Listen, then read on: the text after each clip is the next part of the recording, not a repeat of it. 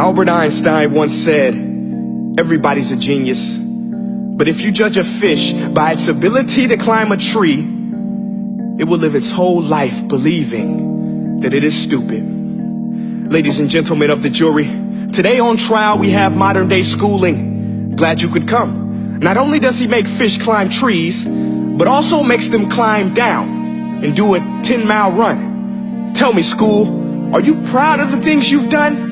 Turning millions of people into robots, do you find that fun? Do you realize how many kids relate to that fish? Swimming upstream in class, never finding their gifts, thinking they are stupid, believing they are useless? Well, the time has come, no more excuses. I call school to the stand and accuse him of killing creativity, individuality, and being intellectually abusive. He's an ancient institution that has outlived his usage. So, Your Honor, this concludes my opening statement, and if I may present the evidence of my case, I will prove it. Proceed. Exhibit A. Here's a modern day phone. Recognize it? Here's a phone from 150 years ago. Big difference, right? Stay with me. Here's a car from today. And here's a car from 150 years ago. Big difference, right? Well, get this. Here's a classroom of today. And here's a class we used 150 years ago. Now ain't that a shame? In literally more than a century, nothing has changed. Yet you claim to prepare students for the future? But with evidence like that, I must ask, do you prepare students for the future or the past?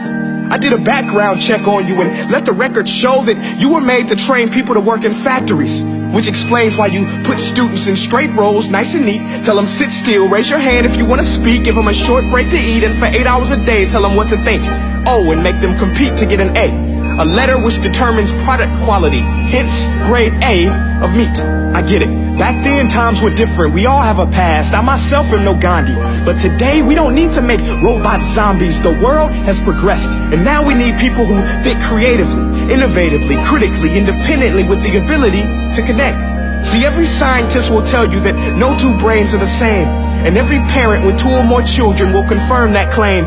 So please explain why you treat students like cookie cutter frames or snapback hats, giving them this one-size-fits-all crap. Watch your language. Sorry, Your Honor, but if a doctor prescribed the exact same medicine to all of his patients, the results will be tragic. So many people will get sick, yet when it comes to school, this is exactly what happens. This educational malpractice, where one teacher stands in front of 20 kids, each one having different strengths, different needs, different gifts, different dreams, and you teach the same thing the same way?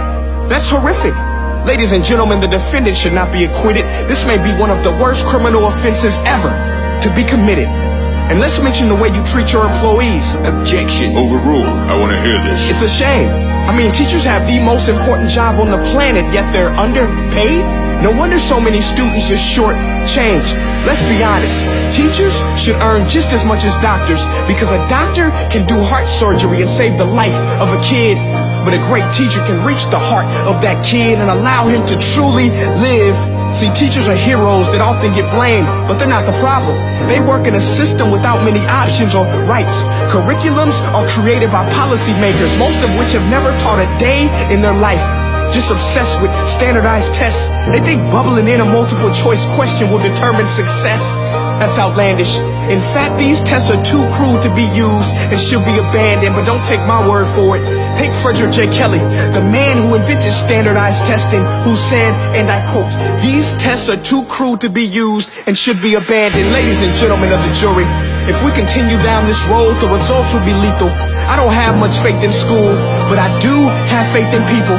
And if we can customize healthcare, cars, and Facebook pages, then it is our duty to do the same for education, to upgrade it, change it, do away with school spirit, because that's useless. Unless we're working to bring the spirit out of each and every student, that should be our task. No more Common Core. Instead, let's reach the core of every heart in every class. Sure, math is important, but no more than art or dance. Let's give every gift an equal chance. I know this sounds like a dream, but countries like Finland are doing impressive things. They have shorter school days. Teachers make a decent wage. Homework is non-existent, and they focus on collaboration instead of competition. But here's the kicker, boys and girls. Their educational system outperforms every other country in the world. Other places like Singapore are succeeding rapidly. Schools like Montessori, programs like Khan Academy. There is no single solution, but let's get moving. Because while students may be 20% of our population, they are 100% of our future. So let's attend to their dreams, and there's no telling what we can achieve. This is a world in which I believe, a world where fish are no longer forced to climb trees. I rest my case.